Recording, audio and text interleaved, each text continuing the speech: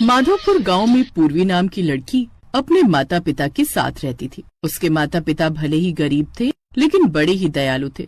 वो हमेशा हर किसी की मदद करने को तैयार रहते थे। अपने माता पिता को बचपन से दूसरों की मदद करते देख अब ये आदत पूर्वी के अंदर भी आ गई थी। वो भी हर किसी की मदद करने के लिए तैयार रहती थी। ऐसे ही समय बीतता है और पूर्वी अब जवान हो जाती है। उसके घर वाले संकेत नाम के एक लड़के से उसकी शादी करवा देते हैं। शादी कर वो अपने ससुराल आ जाती है, लेकिन वहाँ आकर भी उसकी लोगों की मदद करने की आदत बनी रहती है। ऐसे ही एक दिन, पूर्वी, तेरे यहाँ दूध है क्या? मेरे घर का दूध फट गया और अचानक घर पर मेहमान भी आ गए। अब उनके लिए चाय बनाने के लिए दूध ही नहीं है। हाँ रजनी, मैं अभी तेरे लिए दूध लेकर आती हूँ। पूर्वी अंदर से लोटा भरकर दूध उसे दे देती है। रजनी उसे धन्यवाद कहकर वहाँ से चली जाती है, लेकिन उसकी इस हरकत से संकेत बड़ा गुस्सा होता है। ये सब क्या है पूर्वी? आखिर इतना दानवीर बनने की क्या जरूरत है? हमारे पास कोई खजाना नहीं है जो तुम लौटाती फिरती हो। जब घर में चीज रखी हुई है तो उन्हें इनकार कैसे करूं?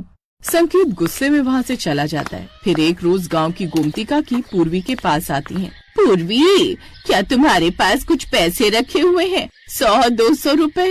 वो क्या है ना, मेरी तबीयत ठीक नहीं है, डॉक्टर से दवाई लेने जाना है। हाँ काकी, मेरे पास 200 रुपए का नोट है, आप वही रख लीजिए। पूर्वी उसे पैसे दे देती है। काकी इसके बाद डॉक्टर के पास दवाई लेने चली जाती है।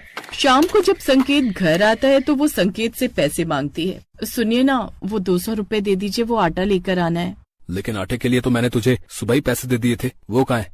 वो तो मैंने गोमती काकी को दे दिए। बेचारी बड़ी परेशान थी, डॉक्टर के पास जाने के लिए भी उनके पास पैसे नहीं थे। ये सुनकर संकेत गुस्सा हो जाता है। क्या तुम्हारा दिमाग खराब हो गया है? जानती है ना वो अकेली रहती है और सरकार की तरफ से जो थोड़ी सी मदद मिलती है उसी से घर चलाती है। अब वो पैसे वापस मिलने से रहे, समझी? तुम्हारी ये आदत ना न जाने कब जाएगी। संकेत को पूर्वी पर बड़ा गुस्सा आता है, लेकिन फिर वो शांत हो जाता है और अपनी जेब से 50 रुपए निकाल कर उसे देता है। फिलहाल के लिए मेरे पास यही है। अब वो उन्हीं पैसों से थोड़ा आटा ले आती है। फिर वो रोटी सब्जी बनाती है। ऐसे ही कुछ दिन बीत जाते हैं। एक रोज जोरों की बारिश हो रही थी। उस रोज संकेत को कहीं भी काम नहीं मिला और वो खाली हाथ ही लौट आया। आज बारिश की वजह से कहीं कोई काम नहीं मिला। पूर्वी, कुछ खाने को बनाया क्या? बहुत जोरों की भूख लगी है। जी, अभी दाल चावल चूल्हे पर चढ़ा देती हूँ। ऐसे ही 4 दिन और बीत गए। अब उनके घर में जो राशन था वो भी खत्म होने लगा था। ऐसी बारिश होती रही तो कहीं काम नहीं मिलेगा और हमारे घर में खाने के लिए भी लाले पड़ जाएंगे। संकेत को अब और भी ज्यादा चिंता सताने लगी। अगले दिन वही हुआ जिसका डर था। उनके घर में खाने को कुछ भी नहीं बचा।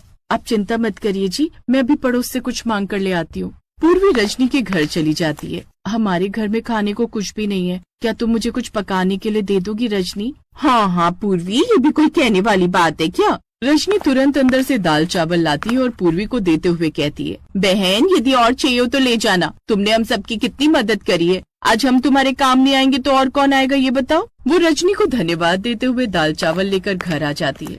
दाल चावल बनाकर 2 प्लेटों में रखती है। इस बुढ़िया को कोई कुछ खाने को दे दो, मैं पिछले 2 दिन से भूखी हूँ। पूर्वी झट से दरवाजा खोलती है तो देखती है कि एक बूढ़ी अम्मा उनके दरवाजे पर बैठी है। वो उससे पूछती है, क्या हुआ अम्मा, बहुत भूख लगी है?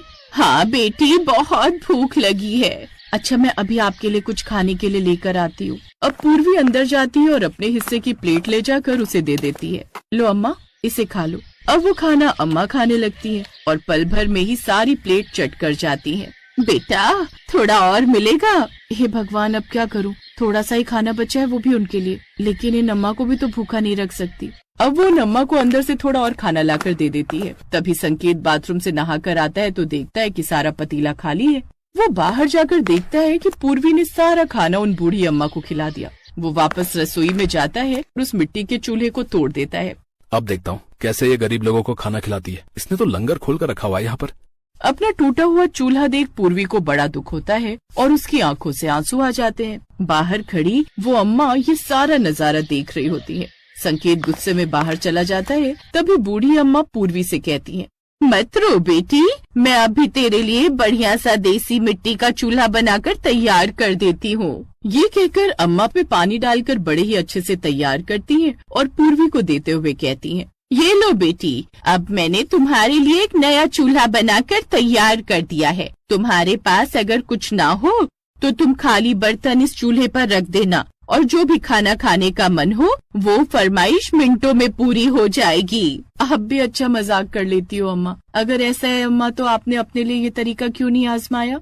उसके इतना कहते ही वो बूढ़ी अम्मा धीमे से मुस्कुराई और मिनटों में वहाँ से ओझल हो गई। ये देख पूर्वी हैरान रह गई। तभी संकेत बाहर से आ गया। कितनी बेकार किस्मत पाई है हमने। बड़ी मुश्किल से 2 दिन बाद खाना हाथ लगा था, वो भी नसीब नहीं हुआ। तुम्हें बिल्कुल भी हमारा ख्याल नहीं आया जो सारा खाना उस बूढ़ी अम्मा को खिला दिया है। ये कहकर वो अंदर खाट पर सोने चला जाता है। तभी पूर्वी झट से चूल्हे के ऊपर बर्तन चढ़ाती है। आज अगर मेरे घर में सामान होता तो मैं इनके लिए खीर बनाती, जिससे इनका गुस्सा मिनटों में शांत हो जाता। ऐसा कहकर उस चूल्हे में अपने आप आग लग जाती है। साथ ही बढ़िया सी खीर भी बनकर तैयार हो जाती है। ये देख वो हैरान रह जाती है। अरे वाह, इसका मतलब ये सचमुच जादुई देसी चूल्हा है। अगर खीर के साथ मटर पनीर की सब्जी होती तो और भी ज्यादा अच्छा होता। उसके इतना कहते ही दूसरी पतीली में मटर पनीर की सब्जी भी आ जाती है। अब वो कढ़ाई चूल्हे पर चढ़ाती है। अब अगर गर्मा गर्म पूड़ी भी आ जाए तो और भी ज्यादा मजा आ जाए। तभी गर्मा गर्म पूड़ियाँ बनकर तैयार हो जाती हैं। वो झट से उन्हें थाली में परोस लेती है और अपने पति को आवाज देती है, सुनिए जी, खाना तैयार है, जल्दी से आ जाइए। संकेत जल्दी से रसोई में आता है तो ये नजारा देख हैरान रह जाता है। अभी तो अपनी रसोई में खाने को कुछ भी नहीं था, फिर अचानक से ये सब कहाँ से आया? ये सब उन बूढ़ी अम्मा की कृपा से हुआ है। फिर पूर्वी उसे सारी बात बताती है। उस जादुई देसी चूल्हे को देखकर संकेत और पूर्वी बहुत खुश होते हैं।